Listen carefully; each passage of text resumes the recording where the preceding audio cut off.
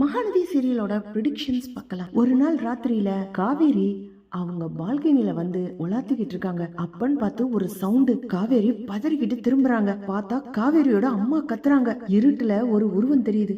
காவேரியோட அப்பா மாதிரியே இருக்கு. அவங்க பக்கத்துல புதுசா வந்த கிருஷ்ணா சிந்துவோட அம்மாவும் நின்னு பேசிக்கிட்டு இருக்க மாதிரி தோணுது. டக்குன்னு அந்த உருவம் மறைஞ்சு போயிடுச்சு. காவேரி பதறி போயிட்டு அவங்க அம்மாவை பாக்குறாங்க.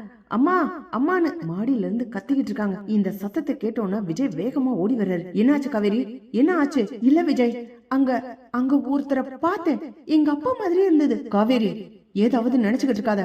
இப்ப எதுக்கு இங்க வந்த? இல்ல விஜய், தண்ணி குடிக்கலாம்னு எந்திரிச்சேன். பாட்டில தண்ணி காலி ஆயிடுச்சு. நீங்களும் தூங்குனீங்களா?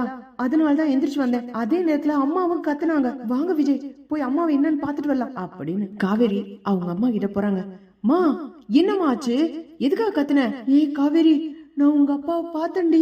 அத்தை, என்ன அத்தை சொல்றீங்க? காவேரியோட அப்பா செத்து போயிட்டார்ல, அவரை எப்படி கனவுல பாத்தீங்களா? இல்ல தம்பி, இல்ல, நான் நேரா பார்த்தேன். அது அவர்தான், என்னால உறுதியா சொல்ல முடியும். மா, என்னமா சொல்ற? ஆமாடி, நான் நிஜமாவே பார்த்தேன். அது உங்க அப்பாவே தான். அதுவும் அவளோட நின்னு பேசிக்கிட்டு இருந்தாரு. அத்தை, கனவு எதுவும் கண்டீங்களா? ஐயோ இல்ல தம்பி, யாருமே நான் சொன்னா நம்ப மாட்டீங்கன்னு எனக்கு நல்லாவே தெரியும். ஆனா அதே மனுஷன்தான். அந்த ஆளோட முகத்தை நான் அப்படியே பார்த்தேன். ஏன் புருஷன், அந்த ஆள் முகம் எனக்கு எப்படி மறக்கும் அப்படின்னு காவேரியோட அம்மா தலையில அடிச்சுக்கிட்டு அழுகுறாங்க. பாத்தீங்களா, இப்போ அவரோட அருவமா அது உருவமானு தெரியல, ஆனாலும் அவ பக்கத்துல நின்னு பேசிக்கிட்டு இருக்கு. இந்த ஆளுக்கு நான் உண்மையா தானே இருந்தேன். 4 பிள்ளை பெத்து நல்லா தானே வளர்த்தேன். இந்த ஆளை மட்டுமே நினைச்சுக்கிட்டு இருந்தேன். இப்ப கூட கனவா இருந்தா கூட அதுல என்கிட்ட வந்து பேசல பாத்தீங்களா அப்படின்னு அழுதுகிட்டு இருக்காங்க. விஜய்க்கு ஏதோ ஒரு விஷயம் மனசுக்குள்ள ஒரு நெருடலாவே இருக்கு. காவேரி, நீ எதுக்கு கத்துன? ஆமாங்க, அம்மா சொல்றது உண்மைதான். நானும் பார்த்தேன் ஒரு உருவம், ஆனா அவரை முகத்தை பார்க்கல. அந்த புதுசா வந்த லேடி, அதான் எங்க அப்பாவோட செகண்ட் சேனல், அத நின்னு பேசிக்கிட்டு இருந்துச்சு. நிஜமாவா காவேரி? வா அப்படின்னு விஜய் காவேரி கூட்டிட்டு நேரா போய் சிந்து கிருஷ்ணாவோட அம்மா கிட்ட கேக்குறாங்க. என்ன ஆச்சுங்க? நீங்க எதுக்கு கேட்டு வரைக்கும் போனீங்க? என்ன தம்பி சொல்றீங்க? நான் எப்ப கேட்டுக்கு போனேன்? ஏதோ அலற சத்தம் கேட்டுச்சு. என்ன பாக்கலான்னு இப்பதான் வந்து வெளியில காரிடார்ல நிக்கிறேன். நாங்க எதுக்கு அங்க போக போறோம்? ஆமா, உங்க பசங்க எதுக்கு இப்படி திரியறாங்க? இல்ல, சத்தம் கேட்டுச்சு, அதனாலதான் எந்திரிச்சு வந்தோம். ஓ அப்படியா அப்படின்னு விஜய் கேட்டுட்டு, வா காவேரி போலாம். இல்லங்க, அது வந்து வான்னு சொன்னேன்ல அப்படின்னு விஜய் காவேரியோட கைய புடிச்சு இழுத்துக்கிட்டு விறுவிறுன்னு வந்துடுறாரு. விஜய், நான் சொல்றது கொஞ்சம் கேளுங்க. இந்த கும்பல் யாருன்னே தெரியல. இவங்கள நம்ம வீட்டுக்குள்ள உட்கார வச்சுக்கிட்டு இருக்கீங்க. வந்தது எங்க அப்பான்னு எங்க அம்மா ஏதோ ஒரு மனப்பிராந்தியில கத்துறாங்க போல இருக்கு. ஆனா நான் ஒரு உருவத்தை பார்த்தேன். இவங்க வேற ஏதாவது கோல்மால் பண்ணலாம்ல, திருடனை கூட கூட்டிகிட்டு வரலாம்ல.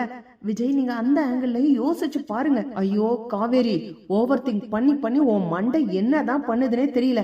இது எல்லாத்தையும் நான் பாத்துக்கிறேன்.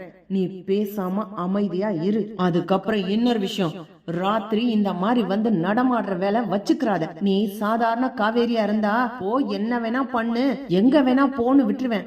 நீ தைரியமான பொண்ணுதான். ஆனா உன்னை மட்டும் நம்பி இப்போ ஒரு பாப்பா இருக்கு, அத நினைச்சுக்கோ. அமைதியா இரு காவேரி, நான் பாத்துக்கிறேன் அப்படின்னு விஜய் சொல்றாரு. விஜய் மண்டைக்குள்ள காவேரியோட அம்மா சொன்ன விஷயங்கள் ஓடிக்கிட்டே இருக்கு. அவங்க அப்பாவோட உருவம், அதுவும் அந்த பொம்பளை கிட்ட நின்னு பேசிக்கிட்டு இருந்துச்சு அப்படிங்கறது திரும்ப திரும்ப ஞாபகத்துக்கு வந்துகிட்டே இருக்கு. என்னங்க, ஏன் ஒரு மாதிரி டிஸ்டர்பாவே இருக்கீங்க?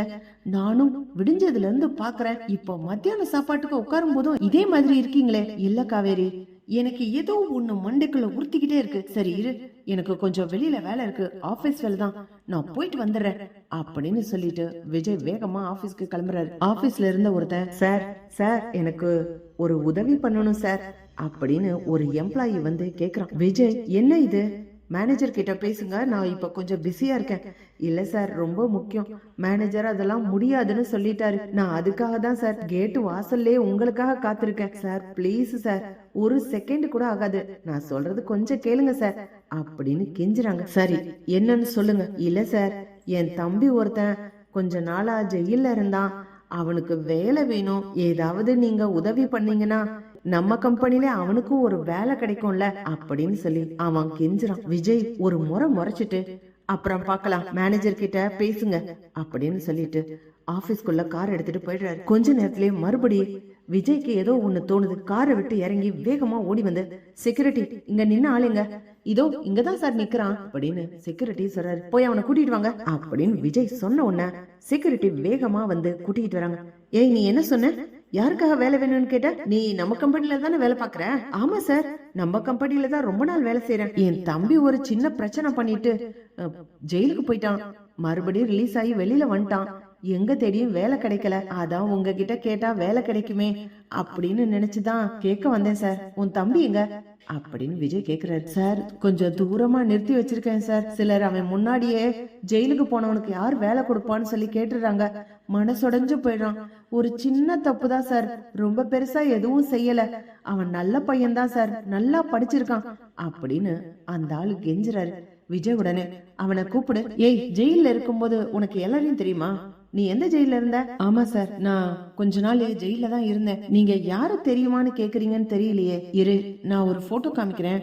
இந்த ஆள் மாதிரி யாராவது ஜெயில இருந்தாங்களான்னு எனக்கு காமி அப்படின்னு விஜய் கேக்குறாரு. காவேரியோட அப்பா போட்டோ எடுத்து அந்த பையன்கிட்ட காமிச்சோன்ன, இவரு இது ஆமா சார், நான் பாத்திருக்கேன். ஆனா ரொம்ப அறிமுகம்லாம் இல்ல. நான் இப்பதான் சார் கொஞ்ச நாளுக்கு முன்னாடிதான் ஜெயிலுக்கு போனேன். கொஞ்ச நாள்லயே ரிலீஸ் பண்ணிட்டாங்க. இவங்க எல்லாம் ரொம்ப நாள் இருந்த மாதிரி எனக்கு ஞாபகம் அப்படின்னு சொல்லி அவன் சொன்ன உடனேயே, எப்ப பார்த்த கடைசியா? சார், இப்பதான் சார் கொஞ்ச நாளைக்கு முன்னாடி பார்த்தேன் நானு. அப்பனா சரி சார், என் தம்பிக்கு வேலை அதெல்லாம் அப்புறம் பாக்கலாம். கண்டிப்பா நான் மேனேஜர் கிட்ட பேசி குடுக்க சொல்றேன் அப்படின்னு சொல்லிட்டு விவரங்கள் எல்லாம் கேட்டுட்டு விஜய் வந்துடுறாரு. ஆபீஸ் வேலையை முடிச்ச உடனே நேரா காவேரி கிட்ட போய், காவேரி, இப்ப நடந்துகிட்டு இருக்க பிரச்சனைக்கு கண்டிப்பா தீர்வு கிடைக்கும். நான் என்ன செஞ்சாலும் நீங்க அமைதியா இருப்பீங்கல்ல காவேரி? நீ, உங்க அக்கா, உங்க அம்மா எல்லாரும். இல்லங்க, அது நான் சொல்றது உனக்கு புரியுதா காவேரி அப்படின்னு விஜய் கேக்குறாரு. சரிங்க, புரியுது, நான் அப்படியே இருக்க சொல்றேன் எல்லார்கிட்டையும் விஜய் சொல்லிட்டு ஒரு மீட்டிங் போடுறாரு. காவேரியோட குடும்பம், அந்த சிந்து கிருஷ்ணாவோட குடும்பம் எல்லாமே இருக்காங்க. சரிங்க, உங்களுக்கு பங்கு வேணும்னு கேட்டீங்க. சாரதா அத்தை குடுக்கறதுக்கு ரொம்ப சங்கடப்படுறாங்க. அந்த சொத்துல எவ்வளவு பங்கு இருக்கோ அதை தவிர்த்து உங்களுக்கு குடுக்கறதுக்கு நாங்க யோசிச்சுட்டோம் அப்படின்னு சொன்ன உடனே சாரதா, தம்பி அப்படின்னு கேக்கும்போது விஜய் திரும்பி பாக்குறாரு. காவேரி, அம்மா சும்மா இருமா கொஞ்ச நேரம். விஜய் சொல்லி இருக்காரு உன்னை அமைதியா இருக்க சொல்லி. எவ்வளவு பங்கு தருவீங்க அப்படின்னு அந்த கிருஷ்ணான்ற பையன் கேக்குறான். இப்போ உங்க அப்பான்னு சொல்றவரோட சொத்து கொடைக்கானலோட வீடு, அதை வித்துட்டு கிடைக்கிற பங்குல காவேரியோட சிஸ்டர்ஸ் அவங்க அம்மா மொத்தம் 5 பங்கு போடுறாங்க. உங்க 2 பேருக்கும் ஒரு 2 பங்கு போடலாம், அவ்வளவுதானே அப்படின்னு விஜய் கேக்குறாரு. அது எப்படி? அந்த அம்மா இருக்காங்கல்ல, அந்த அம்மாக்கு ஒரு பங்கும் எங்க அம்மாக்கு ஒரு பங்கும் சரி பங்கு போடுங்க. இங்க பாருங்க, நீங்க அந்த சொத்தை வித்துட்டு அதுல பங்கு எங்களுக்கு தரல. உங்க காசை வச்சுதான் எங்களுக்காக பங்குன்ற ஒரு தொகையை கொடுக்குறீங்கன்றதெல்லாம் எங்களுக்கு தெரியும். உங்களுக்கு தான் நிறைய கொட்டி கிடக்குல்ல, இந்த சொத்துல வேணா சரி பாதி தரீங்களா அப்படின்னு சொல்லி கிருஷ்ணா கேக்குறான். விஜய்க்கு கோவம் வர்றதுக்கு முன்னாடியே காவேரி கோவத்தோட ஏய் அப்படின்னு எந்திரிக்கிறாங்க. விஜய் காவேரிய திரும்பி பாக்குறாரு. அமைதியா காவேரி உட்கார்ந்துடுறாங்க. நானு குடுக்கலான்னு தான் நினைச்சேன், ஆனா இத உங்க கையில குடுக்க மாட்டேன். உங்க அப்பா இருக்காருல, அவர் கையில தான் கொடுப்பேன் அப்படின்னு விஜய் சொல்றாரு. என்ன சொல்றீங்க? ஏன் சார் இப்படி எல்லாம் பேசுறீங்க? எங்க அப்பா தான் செத்து போயிட்டாருல, அப்புறம் எப்படி சார் திரும்பி வருவாரு? வந்துட்டா இப்ப என்ன சொல்றீங்க அப்படின்னு விஜய் கேக்கும்போது சாரதா வேகமா வந்து, தம்பி என்ன சொல்றீங்க? அவர் செத்து போயிட்டாரு, நாங்க தான் தம்பி அடக்கமே பண்ணணும். எதுக்காக இப்படி பேசுறீங்க? அந்த ஆள் மேல எனக்கு மரியாதை இல்ல. இப்போ இந்த குடும்பம் வந்த உடனேயே எனக்கு அவரை வெறுத்து போச்சுதான். இருந்தாலும் செத்து போன மனுஷன் எப்படி உயிரோட வர முடியும்? ஐயோ அத்தை, நீங்க போய் உட்காருங்களேன். காவேரி உட்கார சொல்ல அத்தைய அப்படின்னு விஜய் சொல்றாங்க. கிருஷ்ணா கிட்ட மறுபடியும் உங்க அப்பா வந்தா நான் தர்றேன் அப்படின்னு விஜய் சொன்ன உடனேயே, என்னங்க திரும்ப திரும்ப இப்படி பேசுறீங்க? சரி, உன்னால கூப்பிட முடியாதுல, நான் கூட்டிட்டு வரட்டுமா அப்படின்னு விஜய் ஒரு கிளாப் பண்றாரு. காவேரியோட அப்பாவை கூட்டிட்டு வராங்க. காவேரியோட மொத்த குடும்பமும் அதிர்ச்சியில ஐயோ அப்படின்னு பதறி போயிட்டு எந்திரிக்கிறாங்க. கிருஷ்ணா, சிந்து அந்த குடும்பம் அப்படியே அமைதியா இருக்காங்க. என்ன இது, இந்த ஆள் எப்படி இங்க வந்தாரு? அத்தை, இவரு காவேரியோட அப்பா இல்ல அத்தை, இந்த கிருஷ்ணா சிந்து இருக்காங்கல்ல இவங்களோட அப்பா. நீங்க அமைதியா உட்காருங்க. இவரும் காவேரி அப்பாவும் ஒரே மாதிரி இருக்கிறவங்க தான். நல்லா உத்து கவனிச்சு பாருங்க, சில பல மாற்றங்கள்லாம் இருக்கு இவர் உடம்புல. இவரை காவேரி அப்பா மாதிரி மாத்தி இருக்காங்க. இவரு இந்த பசங்களோட அப்பா தான். உண்மையிலே காவேரி அப்பாக்கும் இந்த குடும்பத்துக்கும் எந்த சம்பந்தமும் இல்ல. இப்படி சொல்லி சொத்துல பங்கு கிடைக்கலாம் அப்படின்னு வேற ஒருத்தன் இவங்களுக்கு தூண்டி கொடுத்திருக்கான். அந்த ஆள் யாருன்னு கண்டுபிடிச்சாச்சு. இது 4-5 பேரு இவங்களுக்கு சப்போர்ட் பண்ணி ஐடியா சொல்லி காவேரி அப்பா சொத்துல இருந்து பங்கு வாங்கிக்கலாம்னு நினைச்சிருக்காங்க. அதுக்காக இந்த 3 பேரும் நம்ம முன்னாடி வந்து டிராமா போட்டுக்கிட்டு இருக்காங்க அத்தை அப்படின்னு விஜய் சொன்ன உடனேயே சிந்து கிருஷ்ணா ஃபேமிலி அப்படியே எந்திரிச்சு நழுவலான்னு பாக்குறாங்க. அதுக்குள்ள போனா எப்படி? இம்புட்டு நாள் நாங்க போற இடத்துக்கெல்லாம் வந்து 2 பிள்ளைங்க மாசமா இருக்கும்போது அவங்கள படாத பாடுபடுத்தி கஷ்டப்படுத்திட்டு இப்ப அவ்வளோ ஈஸியா தப்பிச்சு போயிடுவீங்களா? இதோ போலீஸ் வராங்கல்ல, இவ்வளவு நாள் ஜெயில இருந்தீங்க, களி தின்னீங்க, புத்தி வரல, மொத்த குடும்பத்தையும் தூக்கிட்டு போய் ஜெயில வைக்கலான்னு பிளான் பண்ணிருக்கீங்க அப்படின்னு விஜய் சொல்லி போலீஸும் உள்ள வராங்க. மிச்ச விவரத்தை எல்லாமே போலீஸ் சொல்றாங்க. இந்த ஆளு இப்பதான் கொஞ்ச நாளைக்கு முன்னாடி ரிலீஸ் ஆனாரு. அது வரைக்கும் ஜெயில தான் இருந்தான். அடி வாங்கி மிதி வாங்கி இவன் மூஞ்சியே மாறி போயிருந்துச்சு. இப்ப என்னடா வேற உருவத்துல இருக்கிற அப்படின்னு இன்ஸ்பெக்டரே கேக்குறாரு. சார், அவன் முன்னாடி இருக்க முடி, அந்த மூக்கு, கண்ணு இதுக்கெல்லாம் மேக்கப் போட்டிருக்கான் சார். அதுவும் காவேரி அப்பா மாதிரியே. எனக்கு எப்ப டவுட் வந்துச்சுன்னா, அத்தை அலர்னாங்கல்ல, அப்ப அத்தைக்கு கனவுல வரல, அத்தை அந்த உருவத்தை மட்டும் பார்க்கல, அந்த உருவத்துக்கு பக்கத்துல இந்த அம்மா பக்கத்துல நின்னாங்கல்ல, அப்பவே சந்தேகம் வந்துருச்சு. யாரு என்னன்னு விசாரிக்க ஆரம்பிச்சுட்டேன். இந்த ஆள் ஜெயில இருந்தவன்றத கண்டுபிடிச்சாச்சு. அதனால்தான் அவ்வளவு தைரியமா சொத்துல பங்கு தரேன்னு சொன்னேன். வசமா வந்து மாட்டிக்கிட்டாங்க. இப்படி எத்தனை பேரா கிளம்பி இருக்கீங்க? செத்து போன மனுஷனுக்கு மரியாதை கூட கிடைக்காத அளவுக்கு இப்படி அசிங்கப்படுத்திக்கிட்டு இருக்கீங்க அப்படின்னு விஜய், சாரதா எல்லாரும் திட்டுறாங்க. மொத்த குடும்பத்தையும் போலீஸ் அரெஸ்ட் பண்ணி கூட்டிக்கிட்டு போறாங்க. சார், இவங்களை அரெஸ்ட் பண்ணா மட்டும் போதாது, இவங்களுக்கு சப்போர்ட் பண்ணுன அந்த அஜயோட அப்பா, அதாவது எங்க சித்தப்பா தான் அவரு, அப்புறம் இந்த பசுபதி, அது இருக்கே, அது அடங்கவே அடங்காது. எங்க போட்டாலும் சரி அந்த பசுபதி, அதையும் அரெஸ்ட் பண்ணி உள்ள போடுங்க சார்.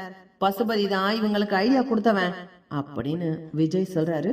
எல்லாரையும் அரெஸ்ட் பண்ணி இழுத்துக்கிட்டு போறாங்க. தாத்தா, பாட்டி, நீங்க காவேரி குடும்பம் அசிங்கம்னு சொன்னீங்க. தோ நம்ம சித்தப்பா எவ்வளவு கேவலமான டிராமாவை ஏற்பாடு பண்ணிருக்காரு.